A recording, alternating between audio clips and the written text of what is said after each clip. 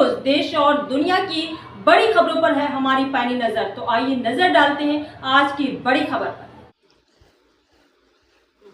समस्तीपुर में भीषण बाढ़ की आशंका को देखते हुए समस्तीपुर युवा नेता सह स्टेट वर्किंग कमेटी जनसुराज के सदस्य जमशेद आदिल सोनू ने समस्तीपुर जिला प्रशासन का ध्यान आकर्षित करते हुए कहा कि समस्तीपुर जिला के हसनपुर विधानसभा क्षेत्र के हसनपुर प्रखंड के भटवन पंचायत के सिरसिया गांव, विथान प्रखंड के सलाह चंदन सलाह बुजुर्ग नरपावा बेलसंडी पंचायत व सिंधिया प्रखंड के विष्णुपुर टीहा सालेपुर जहांगीरपुर एवं कुंडल पंचायत के दर्जनों गाँव के लोग बाढ़ की चपेट में आने से आशंका से भयाक्रांत हैं। उन्होंने जिला प्रशासन से मांग करते हुए कहा कि बाढ़ की भयावह जलस्तर वृद्धि को देखते हुए लोगों की जान माल की सुरक्षा हेतु सुरक्षित स्थान पर पहुंचाने के लिए बाढ़ क्षेत्र के पंचायत के गांव में अविलंब ओट नाव की व्यवस्था की जानी चाहिए, क्योंकि इन सभी पंचायतों के गांव में बाढ़ का पानी प्रवेश करने पर यातायात पूर्ण रूप से बाधित हो जाया करता है, जिसके कारण यातायात के लिए इन बाढ़ पीड़ित लोगों का एकमात्र सहारा नाव ही रहता है।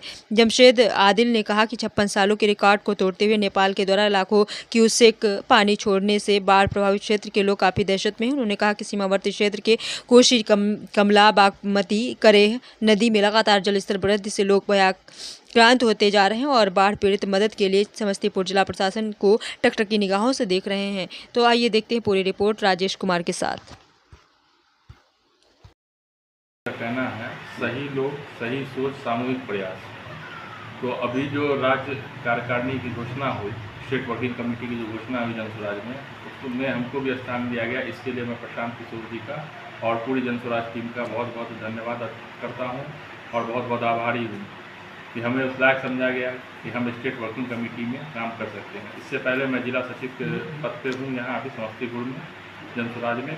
और जनसुराज जो एक नई पार्टी बन के 2 तारीख को आ रही है, उसका जो मोटिव है वो ये है कि बिहार का जो बदहाली है उसको बिहार को बदहाली से बेहतरी की तरफ ले जाना। बिहार का जो स्वर्णिम इतिहास है, जो हम लोग याद करते हैं महाराजा अशोक से लेकर अभी गौतम बुद्ध, जिनको यहाँ ज्ञान की प्राप्ति हुई, और आज बिहार ये हाल है कि बिहार में अशिक्षा, बेरोजगारी चरम पे है, स्वास्थ्य का कोई व्यवस्था नहीं है स्वास्थ्य के लिए, गरीब, अपराध देख रहे हैं आप दिन प्रतिदिन, अपने जिला में ही देख लीजिए, अपराध का दिन प्रतिदिन ग्राफ बढ़ता जा रहा है, कोई सुरक्षित नहीं है।